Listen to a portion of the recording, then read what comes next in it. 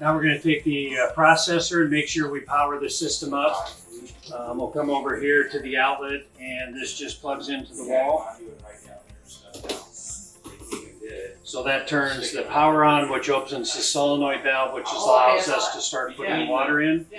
The most important thing on initial startup is you put the system into system bypass. Then we're going to use the sample port on the side over here. We're going to open this up and make sure the water is clean coming from the softener. In the event that you don't have a softener, you want to make sure the city water is clean as well. He's going to have a bucket here. We're just going to turn this sample port on. Once this is on here, so you can see the water is good and clear. And now we're going to use this to fill the water in the brine tank. So he's going to hold that there. And you're going to fill the water in the brine tank until the water level comes a ½ inch above the top of the white grid. With all the holes down there, you'll see that he's filling that up. Once it comes across the top, a ½ inch above that, and that's the level that's all set where you need to fill to. So that's a proper fill level right there. So that way when we put the salt in, it's all set and ready to go, and you won't have to fill that again.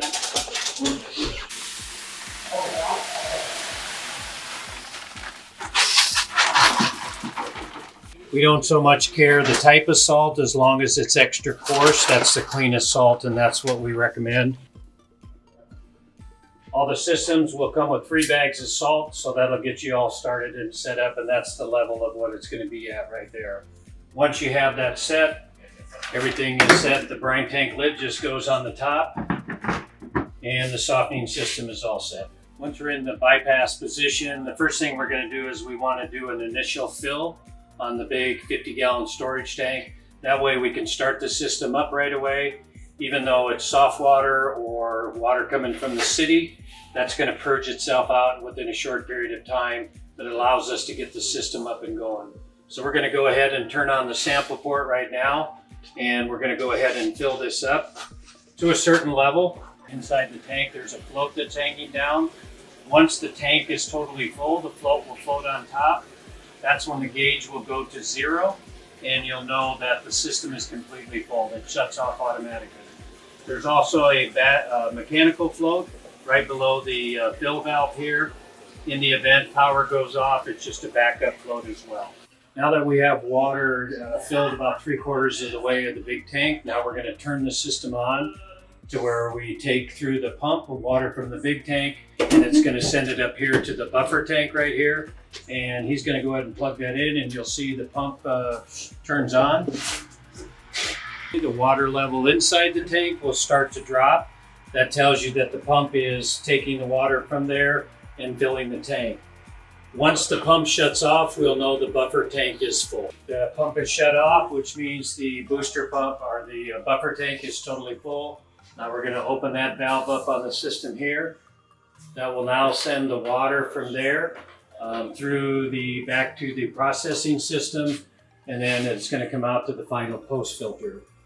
Now that we're ready for water, for coffee and ice, we just go ahead and open this valve up here. You hear the water start to come on. That will go directly from there, and then we open up this valve here.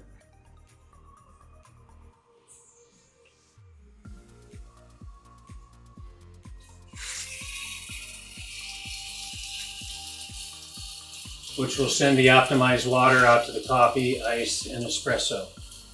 The next thing we're going to do is we're going to go from system bypass, and we're going to put the system into service, which means we're going to flush all the filters, and most importantly, the MAQ-15. Water is going to come out of the blue line here, out of the tank, and we're going to flush that into a bucket because the water is going to be very white and very cloudy. Once that clears up, we're going to measure the quality of the water and also the production of the water, and that'll be our final steps for the initial startup. In the system for the first time, we're going to go from bypass into service. As soon as that happens there, you hear water start to run. Start to go through the first CTOQ filters, then on to the membrane, and then from there into the MAQ-15 filter. This is the mineral addition filter. You'll also see the pressure gauge is starting to pressurize up. So we're going to wait and see where that goes to. As it says on the sticker up here, the ideal operating pressure is a minimum of 60 psi. We're just a little over 60 psi. In cold weather climates like we have here in Nebraska and throughout the Midwest, pressure goes up to 80 psi is more optimal because of the cold temperature of our water here. With reverse osmosis, temperature makes a big difference on the amount of water that you produce, as well as what's in the water and the pressure. So we compensate that by increasing the pressure, which will give us a higher flow. So in the service position, we disconnect the line from the valve that goes into the tank because this water will start to come out real milky and cloudy, and that's just from the mineral addition. So we want to run that until all the air purges out, until the water comes out clean. And it'll surge up and down because it's working the pressure and the water through all the filters. The next thing here is the TDS meter, or the water quality indicator. It has a power button in the upper left-hand side. When you turn that on, it has an in lit that's lighted up, and then also an out. And when you first do that, you want to push the in button. It'll display what the quality of the water is. And then also the out button, it'll display the quality of water of that. So in is the optimized water. That's what goes out to the equipment. And out is what comes out of the reverse osmosis membrane. This will fluctuate a little bit until the water starts running smoothly. This is something that you'll set up with clean water guys. You'll make sure you want to call them when you're initially starting the system up and installing it, and then before you turn the water on. You want to go through all the steps to make sure you have everything covered. This here, you push the power button, that'll automatically go out.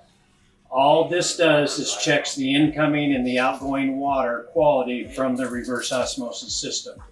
We also have a blending valve here, which in the event of water quality where we need to increase mineral content, we can adjust that by turning to the left, which will increase the quality of increase the mineral content, or down.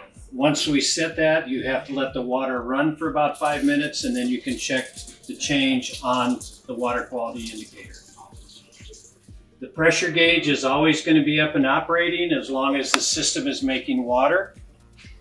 If you come in the morning and your system is down to 0, it doesn't mean your system's not working. It means, and it should mean, your tank is totally full. The only time the gauge is going to be up and pressurized is when it's making water. Okay, so what we're going to do, the last thing before finishing up, is we need to know the production. You need to call Clean Water Guys with all this information. That's at 1-800-727-0707. They'll get you in contact with the person that can walk you through the setup. We need to measure the production of the system, and that is the water coming out of the blue line, which is the pure water, or what we call permeate. And then we're also going to measure the flow of water coming out of the little black line, which is the drain or reject water. We call it concentrate. So we're going to measure this flow in 30 seconds and see how many ounces we get. So Adam's going to go ahead and start that. When you're ready, Adam, tell me you're ready. Set, go. So we're just going to go ahead and measure this here, and this will tell us what the production is on the system in 30 seconds, and then we'll calculate that out on what the production is over a daily period.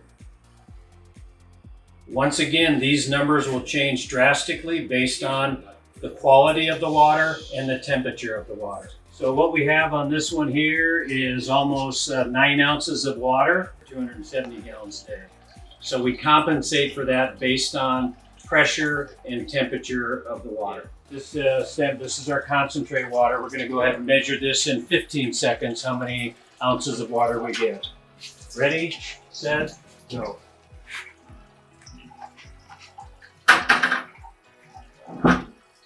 So we have almost a little over 8 ounces in 10 seconds. So typically on that, you want based on the water quality and temperature, and if it has soft water, a 1-to-1, a 1-to-2 ratio is a good setting. And once again, best to call Clean Water Guys to get those final numbers.